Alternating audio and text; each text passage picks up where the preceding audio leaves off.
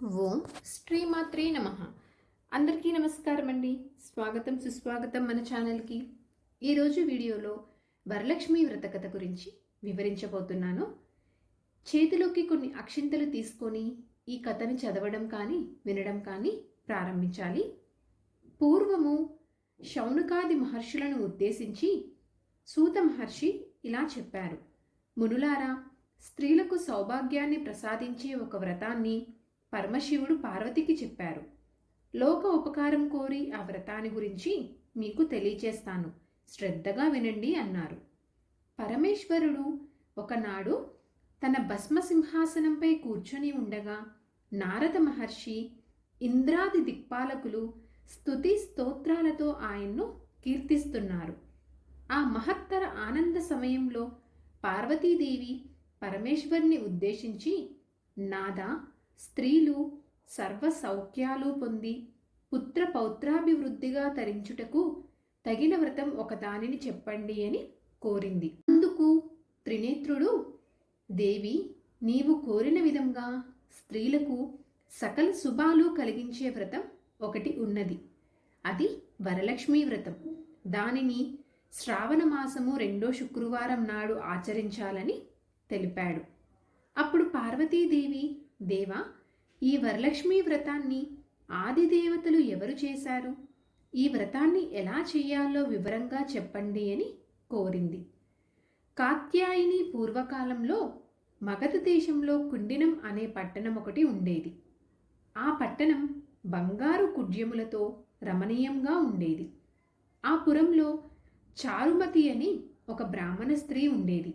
ఆమె సుగుణవతి, వినయ విధేయతలు, భక్తి గౌరవాలు గల యోగ్యురాలు. ప్రతిరోజు ప్రాతకాలానే నిద్రలేచి భర్త పాదాలకు నమస్కరించి ప్రాతకాల గృహకృత్యాలను పూర్తి చేసుకొని అత్తమామలను సేవలో తరించేది. వరలక్ష్మీ వ్రతానికి ఆదిదేవత అయిన వరలక్ష్మీదేవి ఒకనాటి రాత్రి సమయంలో చారుమతికి కలలో కనిపించింది. ఓ చారుమతి, ఈ శ్రావణ పౌర్ణమి నాటికి ముందు వచ్చే శుక్రవారం నాడు నన్ను పూజించు. నీవు కోరిన వరాలు కానుకలను ఇస్తానని చెప్పి అదృశ్యమయ్యింది.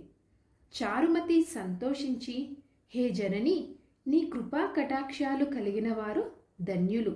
వారు సంపన్నులుగా, విద్వాంసులుగా మన్ననలు పొందుతారు. ఓ పావని, నా పూర్వజన్మ సుకృతం వల్ల నీ దర్శనం నాకు కలిగింది అని పరిపరి విధాలుగా వరలక్ష్మీదేవిని స్తుతించింది. అంతలోనే మేలుకొన్న చారుమతి అదంతా కలగా గుర్తించి తన కలను భర్తకు, అత్తమామలకు తెలియచేసింది. వారు చాలా సంతోషించి చారుమతిని వరలక్ష్మీ వ్రతాన్ని చేసుకోమని చెప్పారు.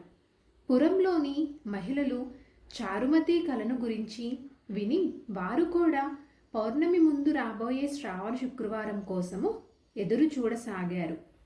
శ్రావణ శుక్రవారం రోజున పట్టణంలోని స్త్రీలందరూ ఉదయాన్నే లేచి తలారా స్నానం చేసి పట్టు వస్త్రాలు ధరించి చారుమతి గృహానికి చేరుకున్నారు. చారుమతి తన గృహంలో మండపం ఏర్పాటు చేసి ఆ మండపంపై బియ్యం పోసి పంచపల్లవాలైన రావి, జువ్వి, మర్రి, మామిడి, ఉత్తరేణి మొదలైన ఆకులతో కలశం ఏర్పాటు చేసి వరలక్ష్మీదేవిని సంకల్ప విధులతో సర్వమంగళ మాంగళ్యే శివే సర్వార్థ సాధికే శరణ్యే త్రయంబకే దేవి నారాయణీ నమోస్తుతే అంటూ ఆహ్వానించి ప్రతిష్ఠించింది.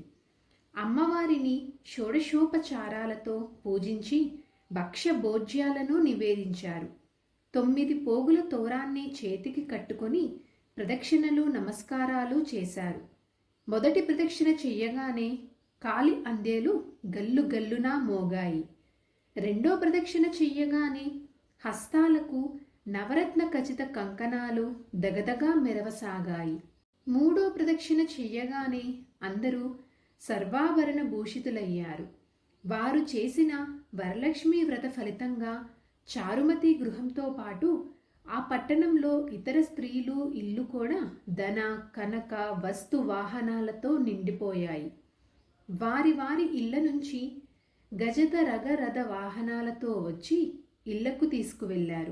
వారంతా మార్గమధ్యంలో చారుమతిని చాలా పొగుడుతూ ఆమెకు వరలక్ష్మీదేవి కలలో సాక్షాత్కరించి అనుగ్రహించగా ఆమె చేసిన వ్రతంతో తమని కూడా ఎంతో అదృష్టవంతులను చేసిందని ప్రశంసించారు. వారంతా ఏటా వరలక్ష్మీ వ్రతం చేసి సకల సౌభాగ్యాలతో సిరి సంపదలు కలిగి సుఖజీవనం గడిపి ముక్తిని పొందారు. మునులారా, శివుడు పార్వతికి ఉపదేశించిన ఈ వరలక్ష్మీ వ్రత విధానాన్ని సవిస్తరంగా మీకు వివరించాను. ఈ కథ విన్నా, ఈ వ్రతం చేసినప్పుడు చూసినా కూడా సకల సౌభాగ్యాలు, సిరి సంపదలు, ఆయురారోగ్యైశ్వర్యాలు సిద్ధిస్తాయని సూత మహాముని శౌనకాది మహర్షులకు చెప్పారు.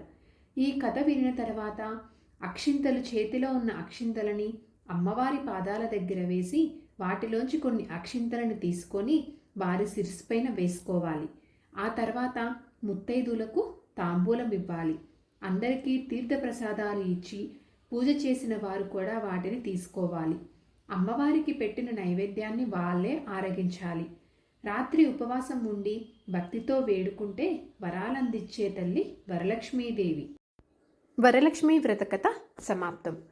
సో ఇదండి ఈరోజు వీడియో. ఇంకొక మంచి వీడియోతోటి, ఇంకొక మంచి కంటెంట్ తోటి మిమ్మల్ని మళ్ళీ కలుస్తాను. అంతవరకు సెలవు మరి. ధన్యవాదములు. సర్వేజన సుఖినో భవంతు. జై శ్రీమన్నారాయణ. ఓం శ్రీమాత్రే నమః.